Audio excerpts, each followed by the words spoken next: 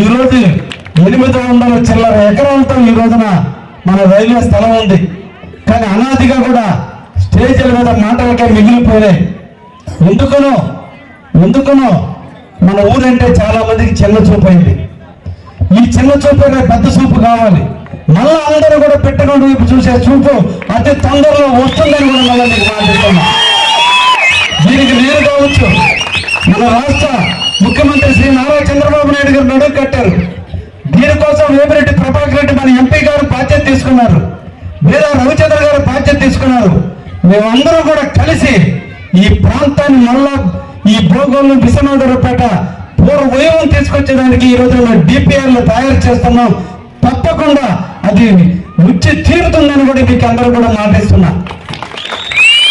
అదేవిధంగా కేంద్రంలో ఉన్నటువంటి ఉద్యోగస్తులందరూ బిడ్డల కోసం మీరు కేంద్రీయ విశ్వవిద్యాలయాన్ని ఏర్పరచాలి, కేంద్రీయ స్కూల్ కాలేజీని ఇక్కడ ఏర్పాటు చేస్తే బాగుంటుందని ఆలోచన వచ్చినప్పుడు కావాలి కంటే కూడా ఈ భోగోల్లో పెడితే ఇంకా ఎక్కువ అవకాశాలు ఉంటాయనే ఉద్దేశంతో నేను భోగోల్లోనే కేంద్ర విశ్వవిద్యాలయాన్ని తీసుకొచ్చి తీరుతానని కూడా మీకు అందరూ కూడా మాట్లాడుతున్నా.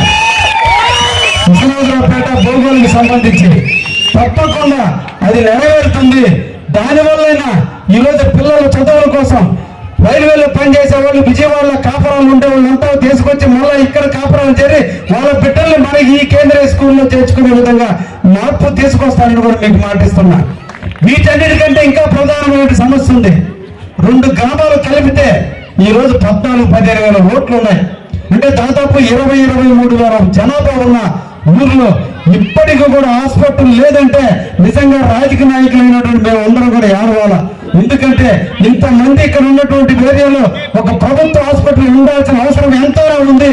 తప్పకుండా మీ ప్రాంతాల్లో అతి తొందరలోనే రేపు మార్చి నెలలోనే శ్రీ చంద్రబాబు నాయుడు గారు మన ముఖ్యమంత్రి గారి దగ్గర అపాయింట్మెంట్ తీసుకున్నాం.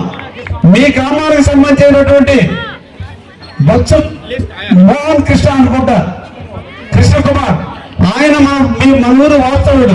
నిజంగా ఆయనకి అందరూ కూడా చేతులెత్తి నమస్కరించాలి. దంపతులకి ఎక్కడో ఉన్నటువంటి అమెరికాని కానీ ఉండని మర్చిపోకుండా ఈ ఊరి బాగు కోసం, ఈ ప్రాంత అభివృద్ధి కోసం తన వంతు కొంత కష్టాన్ని, వయసుని డబ్బుని తారతమ్యత లేకుండా వాళ్ళ వయసు చూస్తే 78 సంవత్సరాల్లో కూడా సంవత్సరానికి 2 నెలల పాటు ఈ ప్రాంతానికి వచ్చి ఈ ప్రాంతంలో ఎంతో కొంత చేయాలని తపన పడుతున్నాను.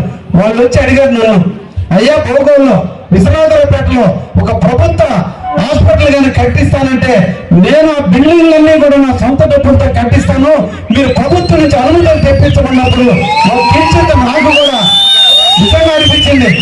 అందుకే ఆయన చెప్పా, సీఎం దగ్గరికి మీ దంపతులిద్దరిని తీసుకెళ్తాను, సీఎం గారి దగ్గర కూర్చోబెడతాను. తప్పకుండా ఈ 2 గ్రామాలకు సంబంధించిన ప్రభుత్వ హాస్పిటల్ సంబంధించిన స్థలాన్ని కేటాయించి తప్పకుండా ఇక్కడ ప్రభుత్వ హాస్పిటల్ ఉండే విధంగా నేను బాధ్యత తీసుకుంటానని కూడా ఆయనకు మాట ఇచ్చడం కూడా జరిగింది. అది మార్చి నెలలోనే నేను, ఆయన భార్య అందరూ కూడా ముఖ్యమంత్రి దగ్గరికి వెళ్ళి ఈ హాస్పిటల్ కూడా మంజూరు చేపిస్తానని కూడా మీకు మాటిస్తున్నా.